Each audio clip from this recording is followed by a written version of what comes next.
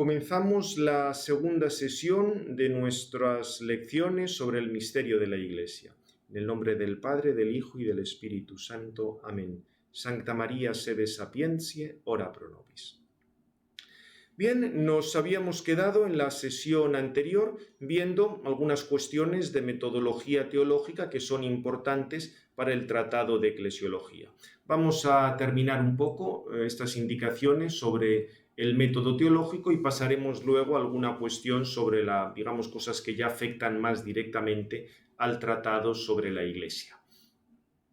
Vimos un poco esta metodología teológica que nos señalaba Jean-Hervé Nicolas, y luego aquí tengo este pequeño apartado que recordamos brevemente sobre las razones de esta metodología teológica. O sea, algunos han llamado de esto pues algo así como el método romano, algo que dependía solo de la obediencia al magisterio y demás.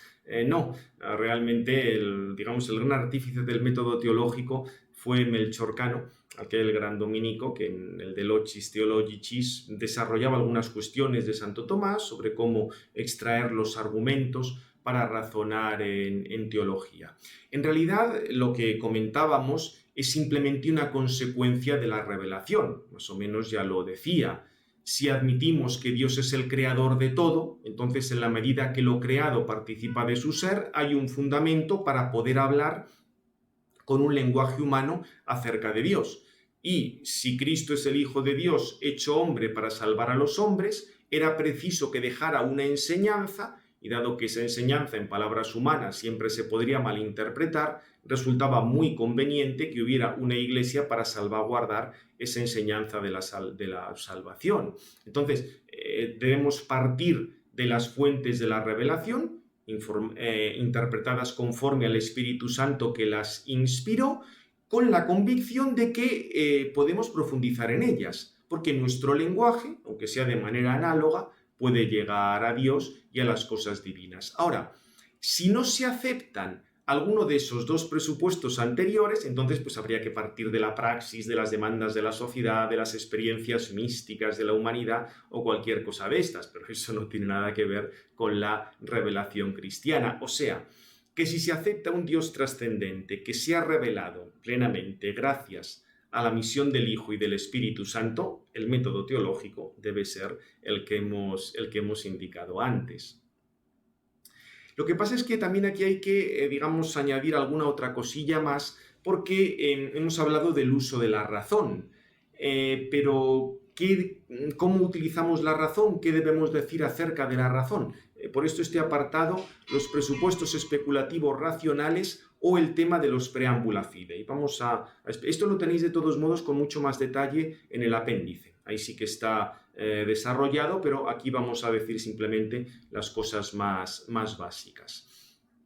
Como os digo, aquí en los apartados anteriores hemos explicado que el método teológico empleado debe partir siempre de la revelación y se debe hacer uso de la razón, es decir, emplear también argumentos racionales. Este fue el contexto en el que Santo Tomás habló de los preámbula fidei, o preámbulos de la fe, que son verdades que están incluidas en la revelación y a la vez pueden ser alcanzadas mediante la razón humana, si bien con dificultades. Santo Tomás desarrolla esto muy especialmente en el comentario al In Boetium de Trinitate, en el libro 1, cuestión 2, artículo 3, donde ahí saca con más detalle el tema de los preámbula fidei. El texto fundamental lo tenéis en el apéndice para el que lo quiera leer. Ahí Santo Tomás se pregunta cómo puede intervenir la razón para decir cosas acerca de Dios, o cómo puede intervenir la razón en la Sagrada Doctrina, si no sería un poco aguarla, como utilizar más esa comparación tan bonita.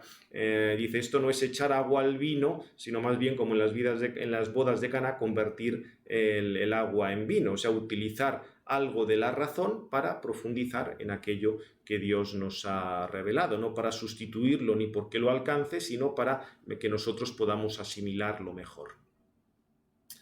Bien, ya digo, esa es un poco la noción de preámbulo de la fe, o sea, una verdad a la cual puede llegar la razón, pero que la encontramos dentro de la revelación. Esta cuestión, como os digo, es muy importante, porque aquí se nos está diciendo que la razón humana es compatible con las verdades de la fe. Y esto en general, digamos, en todos los textos teológicos se suele dar por supuesto, pero muchas personas hablan de los preámbulos de la fe, pero cuando se trata ya de precisar un poco más, bueno, pero estos preámbulos, ¿cuáles son? Estas verdades, ¿cuáles son? Aquí ya, diríamos, es donde empiezan un poco las complicaciones. Por nuestra parte, vamos a señalar aquí 3 grandes preámbulos de la fe que van a estar presentes en toda la argumentación de este tratado y, ya digo, en el anexo de la obra lo tenéis con más detalle, pero para que os hagáis una idea, lo que serían los 3 grandes preámbulos de la fe. El primero sería toda la estructura de participación y causalidad en toda la realidad a partir de Dios. Desde Dios, que es el ipsum esse subsistens, por la participación de su ser tenemos todas las cosas, eso es lo que se expresa con la creación, y esta fue la gran aportación de Santo Tomás. Entender a Dios como, eso estaba en el Éxodo, cuando Dios se presenta, yo soy el que soy, solo que Santo Tomás lo desarrolló a fondo, y digamos toda esta filosofía del ser se puede expresar en diversos niveles de formalización. Aquí vamos a utilizar simplemente las palabras, pero cabe incluso una formalización lógica bastante seria, bastante rigurosa del asunto. Y con el tema de la participación del ser, también hay otra serie de distinciones importantísimas. Esencia y acto de ser, materia y forma, sustancia y accidentes, una noción de causalidad que tiene que ver con la analogía. Esto nos permite conocer mucho más la riqueza de lo real que otros esquemas. Veremos especialmente en la parte especulativa que haremos más referencia a este tema. Pero por tanto, el primer preámbulo sería que podemos llegar a un Dios trascendente y que por la participación del ser de Dios tenemos todas las cosas, utilizando toda una serie de, instrumentos instrumentos especulativos como ser y esencia, acto y potencia, que no lo he citado aquí, todo lo de la participación, etc.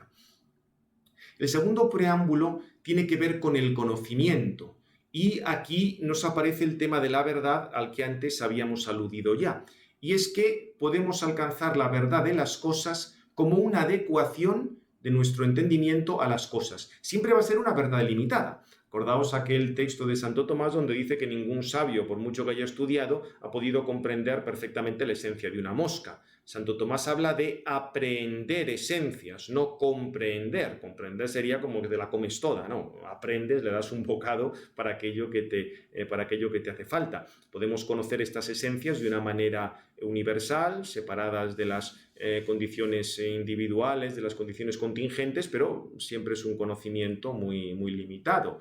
Eso no quita que sea verdadero. O sea, aquí nuestro conocimiento es limitado, pero no por ello deja de ser verdadero. Precisamente porque el conocimiento es limitado, no es absurdo pensar en una revelación divina. Claro, si la razón fuera absoluta, ¿qué te va a revelar nadie nada? Ya tienes tu razón para conocer todas las cosas. Que ese era un poco el planteamiento en la Ilustración, ¿eh? Como tenemos ya una razón que puede explicar absolutamente todo, la revelación es simplemente el refugio de los ignorantes o cosas de esas. No, la razón te puede hacer conocer muchas cosas, pero la razón tiene sus límites. Este conocimiento, como os digo aquí, se expresa en una forma verbal mediante proposiciones, haciendo uso, por supuesto, de un lenguaje analógico y siempre partiendo de realidades materiales. Nosotros no conocemos inmediatamente lo espiritual, sino siempre a partir de lo material. De hecho, nuestro Señor, al explicar multitud de cosas del reino de los cielos, parte siempre de cosas materiales. Bien, por tanto tenemos el primer preámbulo, el segundo y el tercero sería un preámbulo de tipo más bien antropológico. Sería recordar cómo el hombre, somos animales racionales, hay una composición en nosotros de forma y materia, con la peculiaridad de que nuestra forma es un alma espiritual que va a ser capaz de un conocimiento universal, de libertad, hace posible pensar en la supervivencia del alma después de la muerte y por tanto que también pueda darse una resurrección al final de los tiempos. Evidentemente la resurrección de la carne es algo que nos supera, pero diríamos no es algo que se contraponga a la razón. Y esta peculiaridad del hombre y de su riqueza de niveles es fundamental cuando profundicemos en la participación sobrenatural y en las distintas maneras de estar vinculado a la Iglesia, porque precisamente toda esta riqueza que hay en el hombre va a dar lugar a que haya toda una diferencia de participaciones sobrenaturales. La fe no es lo mismo que la esperanza, ni es lo mismo que la gracia, ni es lo mismo que la caridad, ni es lo mismo que los dones del Espíritu Santo, aunque estén relacionadas. Por poneros una cosa muy sencilla, una persona que no haya negado la fe, que mantenga la fe infusa, aunque esté en pecado mortal, su participación, su vinculación a la Iglesia será distinta de otra persona que mantenga la fe y, sin embargo, tenga también la gracia sobrenatural, el don de la caridad. Las distintas maneras de vincularnos a la Iglesia va a depender de eso. Por ejemplo, los distintos caracteres sacramentales son participaciones sobrenaturales orientadas a diversas misiones o a diversas configuraciones con Cristo. Eso, digamos, también va a marcar distintas funciones en la Iglesia, etc. O sea que el tema de la riqueza antropológica que hay en la persona, esto será muy, muy importante.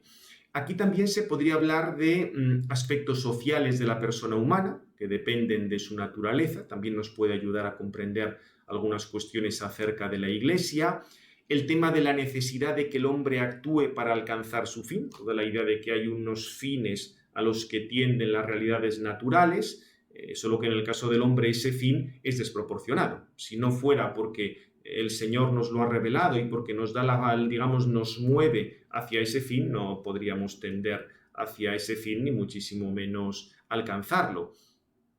Todo esto tiene que ver mucho con la comprensión de la Iglesia. Es cierto que el tema del fin, la libertad y demás es sobre todo muy importante para la teología moral. En el seminario de este año que dedico al tema de la libertad y la moral, esto aparece clarísimamente. En Santo Tomás, diríamos, todo el tema de la moral gira en torno a fines, libertad, etc.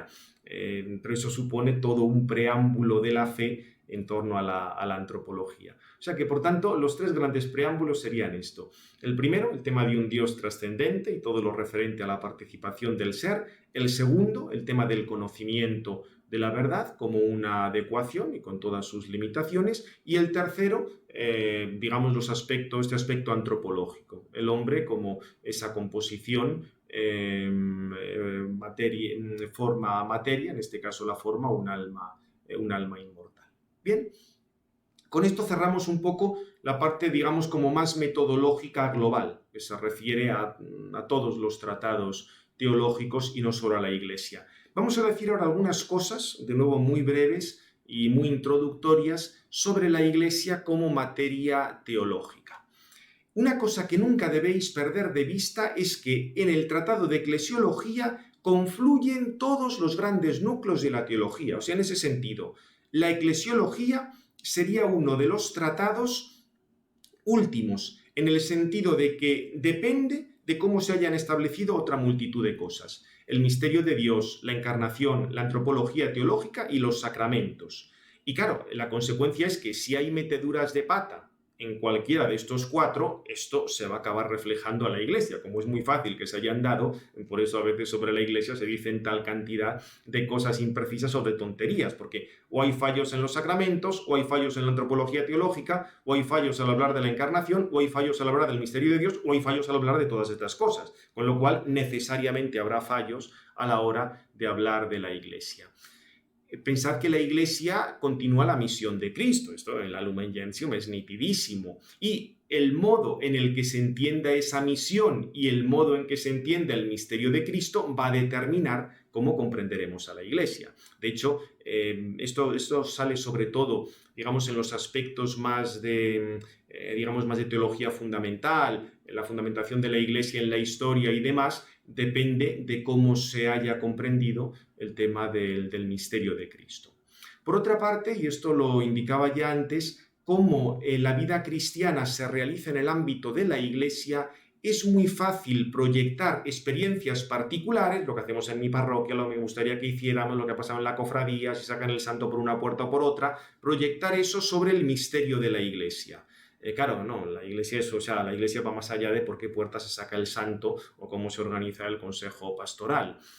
O peor todavía, adoptar categorías sociológicas, incluso de manera inconsciente, al hablar de la Iglesia y pretender entender la Iglesia pues, como un parlamento, como están haciendo algunos, el circo este del sínodo alemán, que esto aquello es como un parlamento pero de chiste, ver como si eso fuera la Iglesia, como si aquí la verdad de la moral se puede determinar porque haya más o menos votos o porque las encuestas digan una cosa o la otra. Vamos, esto a nadie creo que en su sano juicio se le ocurriera pretender, no sé, que las leyes físicas las tiene que determinar un parlamento. Sería evidentemente de chiste, pues eso es lo que algunos hacen con la Iglesia.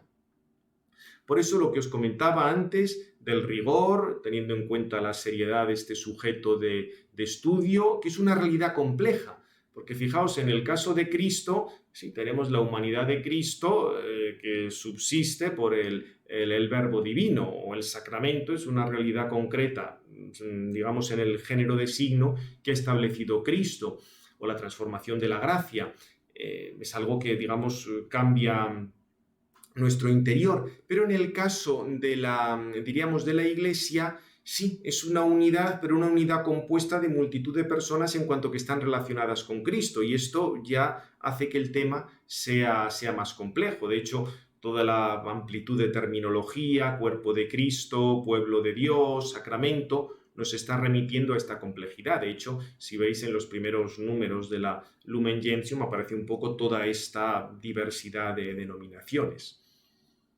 Bien, luego también es interesante decir algo sobre la historia de este tratado, porque el tratado sobre la Iglesia no aparece hasta bien entrada la Edad Media. Lo que pasa es que con esto de los tratados teológicos hay que hacer antes una indicación.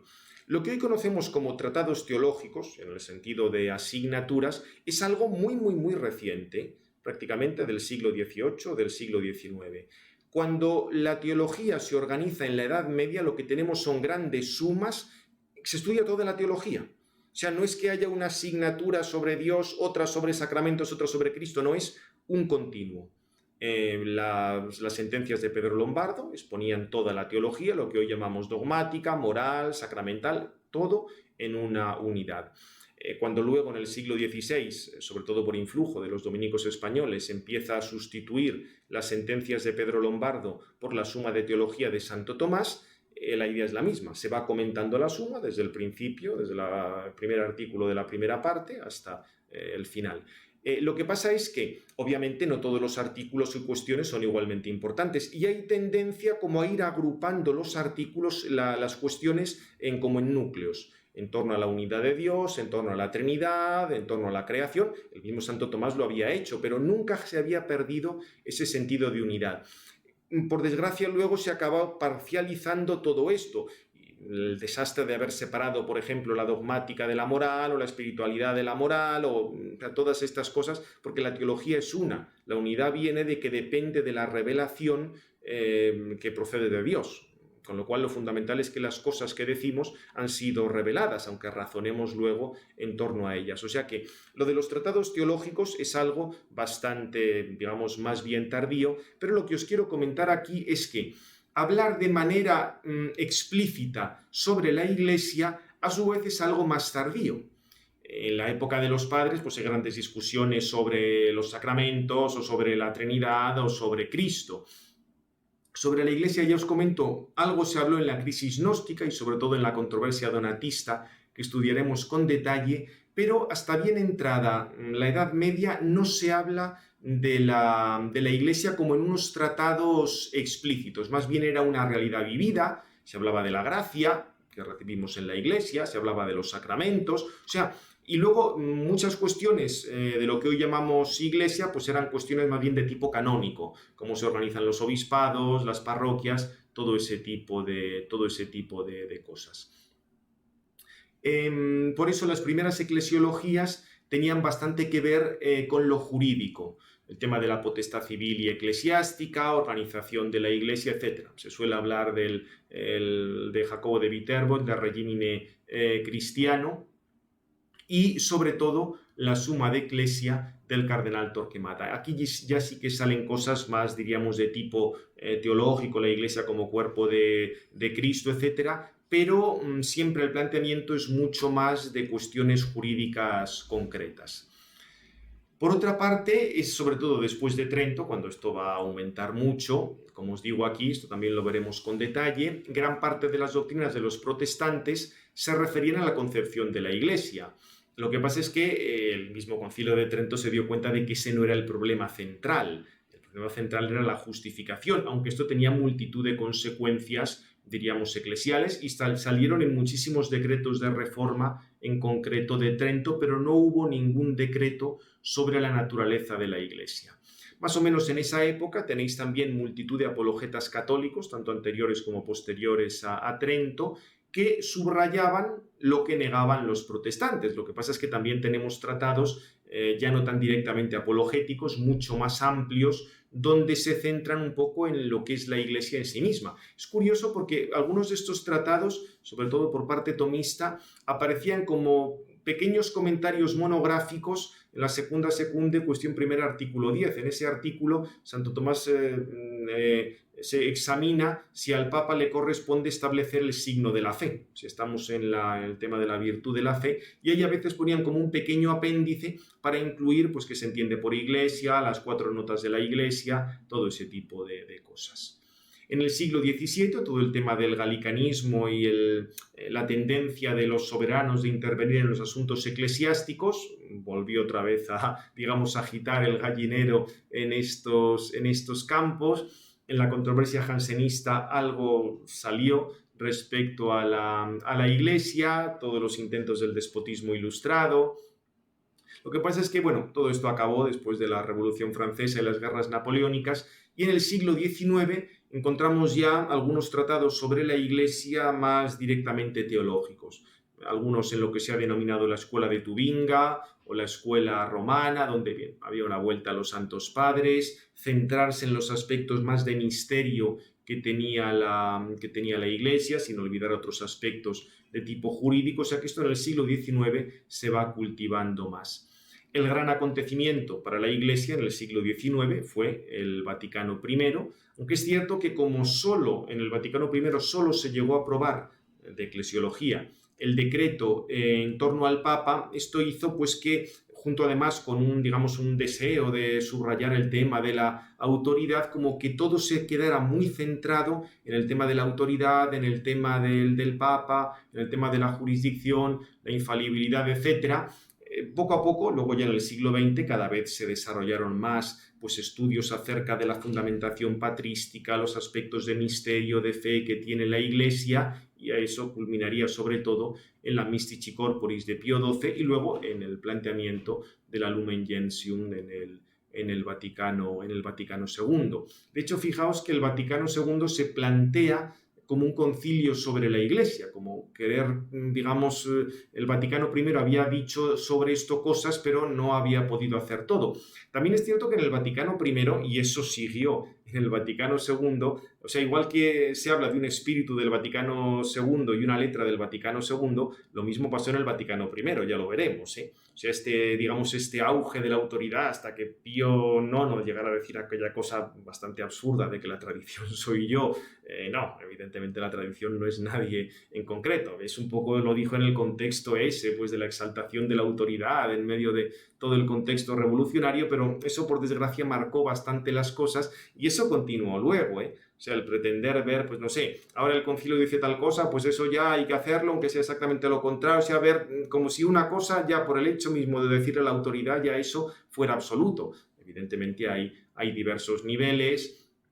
Esto se fue precisando luego, poco a poco lo veremos con mucho más detalle al estudiar tanto el Vaticano I como el Vaticano II, porque aquí lo que os comento es que sí, el Vaticano II se centró en el tema de la Iglesia, pero diríamos los años posteriores estuvieron marcados por una enorme contestación dentro de la misma Iglesia. O sea, en realidad no todos los textos del Vaticano II eran muy claros, se prestaban a diversas interpretaciones y sobre todo, lo más importante, faltaba en muchas personas, eclesiásticos incluidos, eso que hemos comentado antes de los preámbulos de la fe, del rigor metodológico y, por desgracia, muchas cuestiones sobre la Iglesia acabaron pues, en unos desarrollos de tipo sociológico o de un tipo que no era para nada teológico. Ya veremos todas las intervenciones sobre todo de la Congregación de la Fe para precisar para precisar bastantes cuestiones en este punto.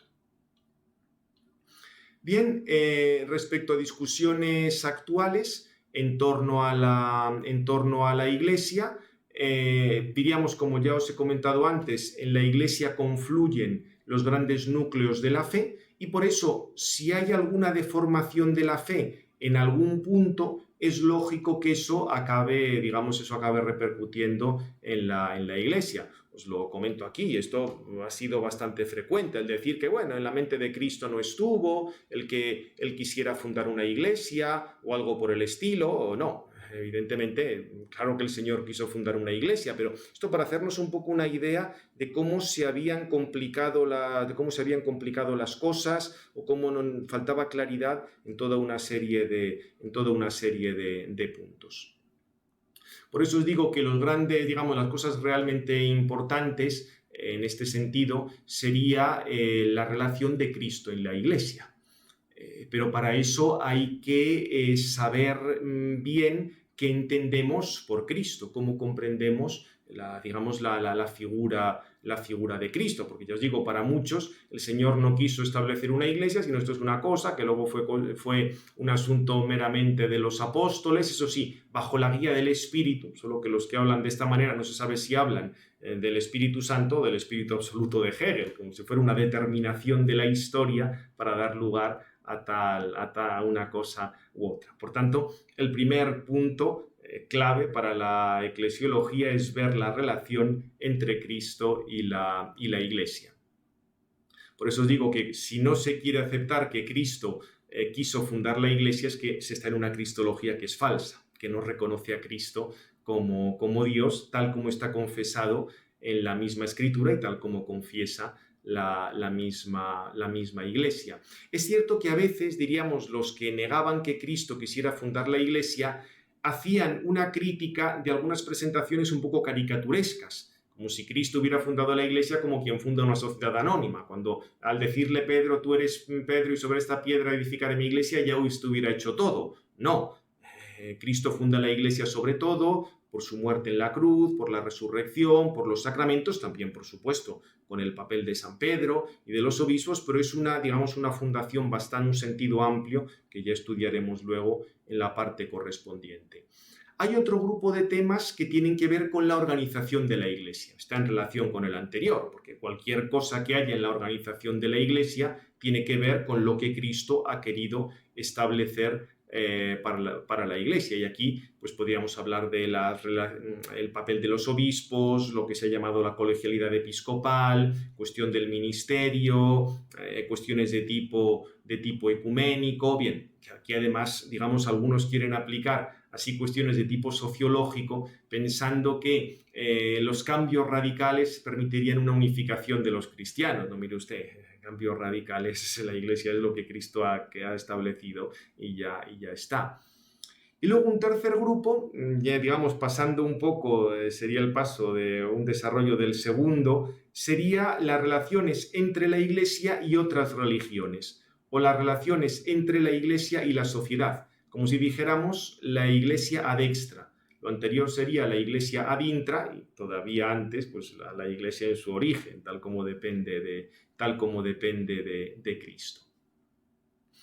Bien, ahí diríamos lo que la Iglesia puede aportar a la sociedad depende de la fidelidad de la Iglesia al mismo Cristo. Probablemente en este apartado hay bastantes retos teológicos, estaría toda la cuestión de las misiones, cómo se difunde la salvación que Cristo nos ha dejado, todo el tema del diálogo con las otras culturas, que esto en muchos, por supuesto que es algo completamente legítimo, ese diálogo y el aprovechar lo que de bueno hay en cada cultura, pero sin caer en un relativismo que te dice que al final no podemos conocer la verdad. La consecuencia de todo esto es lo que ya llevamos diciendo, y es que debe haber un estudio realmente teológico de la Iglesia, que se estudie todo a partir del conjunto de la revelación. Por ejemplo, aquí os pongo una aplicación concreta. Si se estudia la afirmación del Vaticano II acerca de que la Iglesia es signo e instrumento de la unión de los hombres con Dios en Cristo, para entender esto habrá que ver qué quiere decir Dios, qué quiere decir Cristo, qué quiere decir hombre. Si estas cosas no están claras, pues ya me diréis cómo se puede entender esa afirmación del Vaticano II. Por eso todo el tema de los preámbulos de la fe, el recordar que hay un Dios trascendente y creador, porque si se cae en cualquier forma de monismo, de panteísmo, o de estos absolutos inmanentes de los que ha hablado la modernidad, pues es imposible entender la esencia y la misión de la Iglesia. La Iglesia sería simplemente pues como un cierto recuerdo de lo que dijo un personaje del pasado divinizado, pero ahí no entraría para nada la salvación. Hay que situar desde el punto de vista sistemático la Iglesia en relación con la misión del Hijo, viendo la Iglesia es como la prolongación temporal de Cristo, por eso lo de, digamos, una Iglesia del Verbo encarnado, como decía el cardenal Jugnés, la continuación de Cristo, pero donde está también la relación con el Espíritu Santo, con el envío del Espíritu Santo que constituye la Iglesia. Junto con esto, otra cosa que nunca se puede olvidar es la dimensión apologética, o sea, lo que sería la demostración de que la Iglesia Católica es la verdadera. Esto se hizo muchísimo en diversos tratados, sobre todo de los inicios del siglo XIX y del siglo XX. Tenía su lógica porque la eclesiología venía de esa coyuntura histórica de la Reforma Protestante, en la cual era preciso subrayar cuál era la verdadera Iglesia. Y también esto, digamos, dependía mucho, o sea, tener que subrayar tanto el tema de dar motivos racionales de que esta es la verdadera Iglesia, porque cuando se examinaba el análisis fidei, o sea, por qué nosotros aceptamos que tal cosa es una verdad de fe, en el planteamiento de Santo Tomás es muy claro, es Dios el que me mueve a aceptarlo. Lo que pasa es que, sobre todo en la escuela jesuítica, por una serie de cuestiones que tienen que ver con la teología de la gracia, que nos llevaría bastante lejos el explicarlas, se tendía a dar un papel enorme a la intervención de la razón. O sea, primero tú tenías que estar muy cierto de los criterios de credibilidad para que pudiera darse el asentimiento de fe.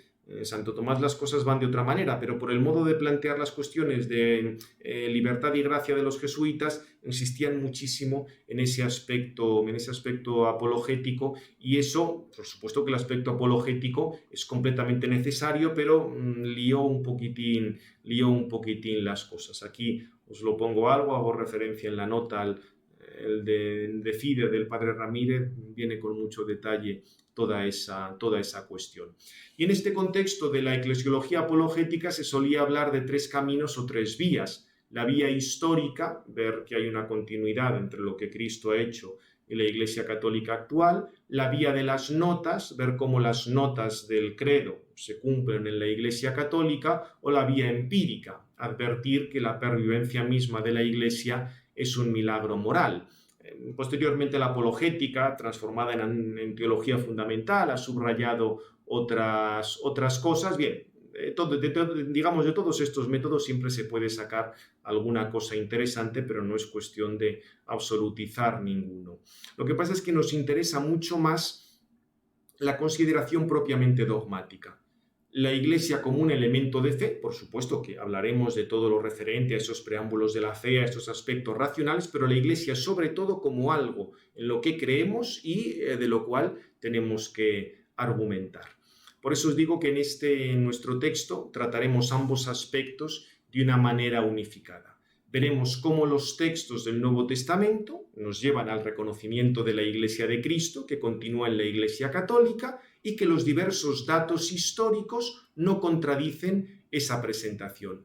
Con esto queremos decir que trataremos la palabra de Dios como lo que es, palabra de Dios, pero por todo lo que hemos dicho de estas relaciones entre la razón y la fe, hay motivos de credibilidad, y los argumentos que se hagan en contra de esto, argumentos de tipo racional, veremos que no son concluyentes. Esto sería un poco como la introducción a la materia. Ya para finalizar, simplemente os indico cómo está distribuido el texto.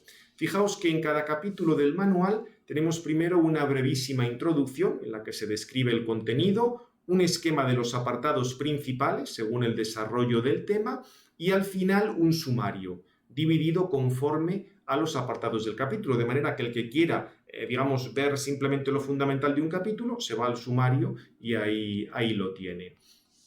Hay una indicación bibliográfica sobre las fuentes que he seguido para cada capítulo. Aquí esto, ya digo, no pretende ser una cosa originalísima, sino simplemente ofrecer materiales para que los alumnos puedan estudiar. Como os he comentado antes, el manual tiene dos grandes partes. Una primera de teología más positiva, con el estudio de las fuentes de la revelación, y otra más especulativa, para profundizar de una manera sistemática. Ya digo, esto es un poco lo que recomendaba la Lauctata Antocius, y tened presente que este no es un tratado de eclesiología pastoral. La asignatura de pastoral trata otras cosas sobre la Iglesia, o las de derecho canónico, ¿no? Esto es la parte más propiamente teológica, dogmática, etc. En la primera parte del manual veremos un capitulito más apologético sobre los orígenes del cristianismo, luego comenzaremos un poco con lo que tiene que ver con la Sagrada Escritura, partiendo del Antiguo Testamento como preparación, sinópticos, Corpus Paulinum, Corpus Joanneum y el resto de escritos del Nuevo Testamento, con una brevísima síntesis bíblica sobre la Iglesia. Y dentro de la primera parte, los otros restantes capítulos nos van a hablar de ese desarrollo dogmático, unificando tradición y magisterio. No es una historia de la Iglesia, ni una historia de la reflexión teológica sobre la Iglesia, sino, los elementos fundamentales de la tradición y qué ha precisado el magisterio en estos campos. Veremos el tema de la antigüedad patrística, el capítulo 7 de la Edad Media a la época del protestantismo, la época en torno al Vaticano I, la época en torno al Vaticano II, hasta nuestros días. Y aquí ya os comentaba que esta parte es bastante amplia porque he puesto muchísimos textos para que, los tengáis delante. Por supuesto que os sugiero siempre leer también la misma Lumen Gentium, porque ahí vienen también multitud de textos, multitud de materiales, aunque lo estudiaremos con detalle en el capítulo correspondiente. Bien, y la segunda parte es ya más sistemática y se estudia de manera sistemática la naturaleza de la Iglesia, utilizando un poco los aspectos especulativos a los que nos hemos referido antes. Y aquí sigo una intuición tanto de Garrigou como sobre todo del cardenal Journet de relacionar las cuatro notas conforme a las cuatro causas. Creo que esto nos ayuda bastante a profundizar en la Iglesia. La finalidad de la Iglesia es la santidad, lo que constituye, la forma de la Iglesia es la unidad, el aspecto eficiente de la Iglesia vendría por la apostolicidad y el aspecto material o de extensión vendría por la catolicidad.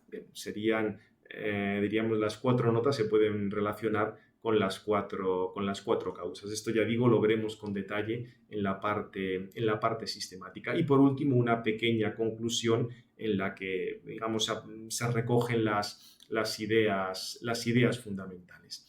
Como os pongo aquí, la idea de este manual es una ayuda para alcanzar esa mente teológica, tratar de ser lo más riguroso posible. Por eso apenas las referencias bibliográficas están al final de cada capítulo para que no nos perdamos con cosas de autores. He querido que estén sobre todo los argumentos principales. Aquí tenéis toda una serie de manuales y de textos, aunque el que está siempre de fondo es sobre todo el cardenal Journet, l'Église du Verbe incarné.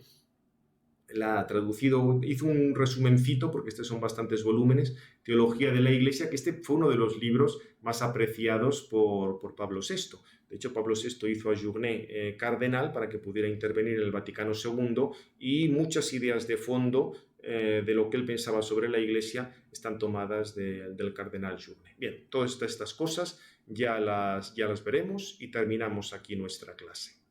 Gloria al Padre, al Hijo y al Espíritu Santo, como era en el principio, ahora y siempre, por los siglos de los siglos. Amén. En nombre del Padre, del Hijo y del Espíritu Santo.